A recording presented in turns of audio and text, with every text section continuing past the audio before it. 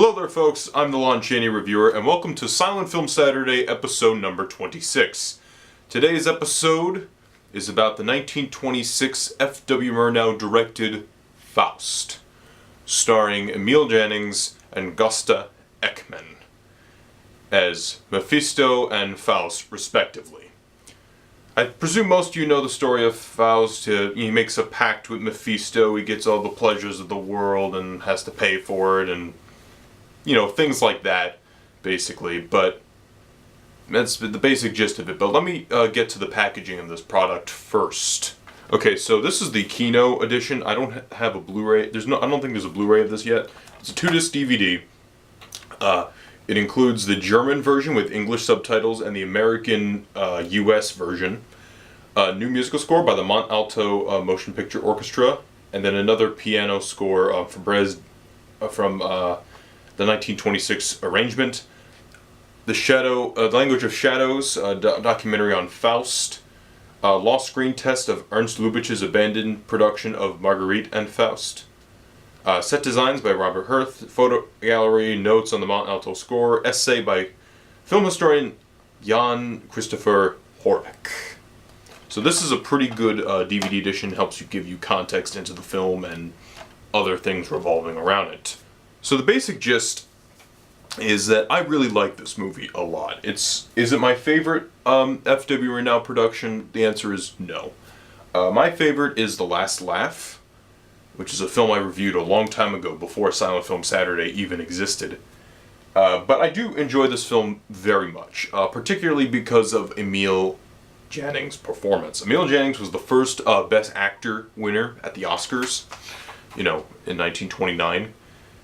Actually, the funny thing is, Rin Tin Tin was supposed to win, but because the Academy didn't want to make themselves look bad, they decided to give it to Emil Jannings, which is a really interesting thing. But I've seen The Last Command, and he really deserved it. I haven't seen The Way of All Flesh, so I can't comment on that performance because it is lost.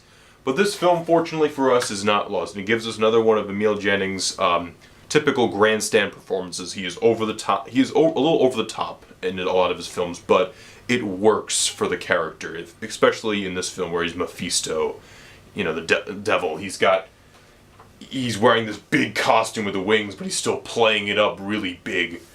It's the fight for good and evil, and the fight for humanity and the soul of Faust. He gives a great performance, and I love him dressed as the beggar, as like the sleazy, well, not sleazy, but like the smooth seller. He's like he's with Faust. And then you have Gösta Ekman as Faust himself, and he wears the makeup incredibly well, because when he's an old man, he really looks like an old man. And then if you know Faust, he's like, I want to be young again, and experience the pleasures of the world.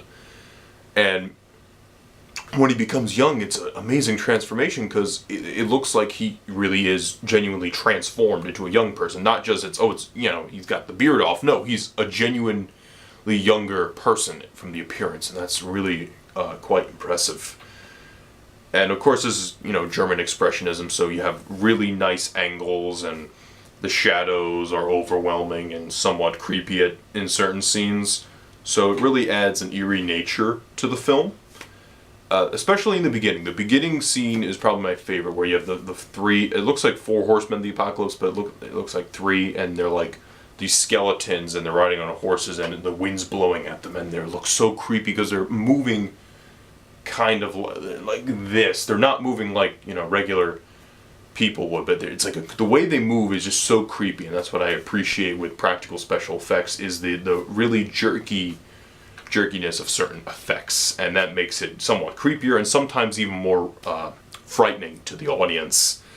Some of my other favorite scenes in the film, I love when Mephisto and Faust are flying to Italy. That is beautiful, and the moving camera descending into the the palace in Italy, and you see the giant elephants and the people partying and everything. It's really quite a gorgeous scene, and they just don't make things like that anymore. You know, it's all done with a computer. I'm not trying to criticize computer artists because what they do is also very complex because it's like pixel after pixel and it's very difficult. But this is so amazing because it's just a material effect. It might just be a miniature or a painting or something, and it looks so wonderful. Then you have, of course, you have Gretchen, and she's supposed, Faust is in love with her. She's, eventually she cries out for Faust in in need and stuff like that, and terrible, horrible things happen to her and Faust later on in the film.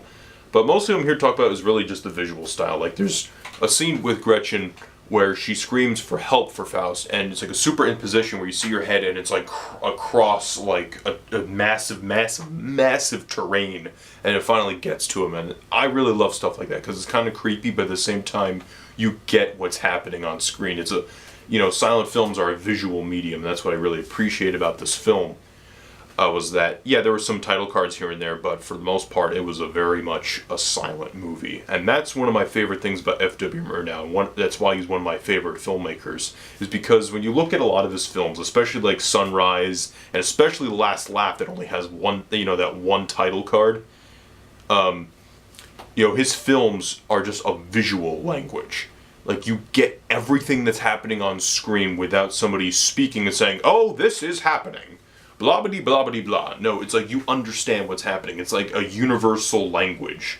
And I think he's one of the few directors out there that really captures that universal language of cinema. And it's quite amazing, especially when you have the scenes of disease and epidemic. You see the shadows and spreads and the smoke.